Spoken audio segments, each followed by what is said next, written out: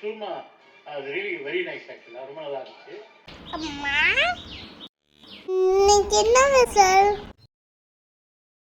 இன்றைக்கி special cook with கோமாளியில் Raju செஞ்ச Rajasthani ரெசிப்பான Zuma. இது வந்து ரொம்ப ஈஸியாக செஞ்சலாம். வீட் ஃப்ளவர் வச்சு செய்ய போகிறோம். எப்படி செய்கிறதுன்னு பார்க்கலாம். அதுக்கு 1 கப் அளவுக்கு கோதுமை மாவு, 1/2 கப் அளவுக்கு ரவை, கொஞ்சமாக நெய் விட்டு இந்த மாதிரி பிசைஞ்சுக்கோங்க. இப்போ வந்து பிடிச்சிங்கன்னா அந்த கொழுக்கட்டை மாதிரி வருது அப்படின்னா அதுக்கப்புறம் பால் கொஞ்சம் ஆட் பண்ணி மாவு மாதிரி பிசைஞ்சு வச்சுக்கோங்க. நீங்கள் தண்ணி கூட ஆட் பண்ணிக்கலாம். இதுக்கப்புறம் சிறு சிறு உருண்டைகளாக எடுத்து இந்த மாதிரி நான் இப்போ காட்டுறேன் பார்த்தீங்கன்னா அந்த மாதிரி செஞ்சு எடுத்துக்கோங்க. ஸோ இந்த மாதிரி நம்மளுக்கு வந்து நான் போட்ட மாவு அளவுக்கு ஒரு 6 பீசஸ் வந்துச்சு. இதை வந்து நம்ம ஃப்ரை பண்ணி எடுத்துக்க போகிறோம். ஸோ வந்து சிம்மில் வச்சு, அதாவது லோ ஃப்ளேமில் வச்சு நல்லா கோல்டன் ப்ரௌன் வர வரைக்கும் வச்சு நல்லா இந்த மாதிரி ஃப்ரை பண்ணி எடுத்துக்கோங்க.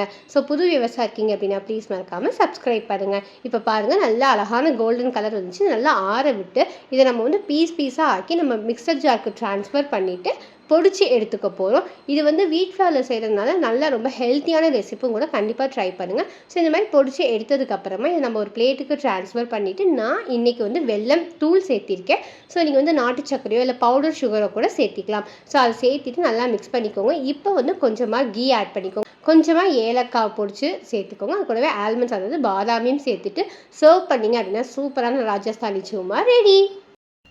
பண்ணுங்க, சப்ஸ்கிரைப் பண்ணுங்க. தேங்க்யூ அச்சாத்தி.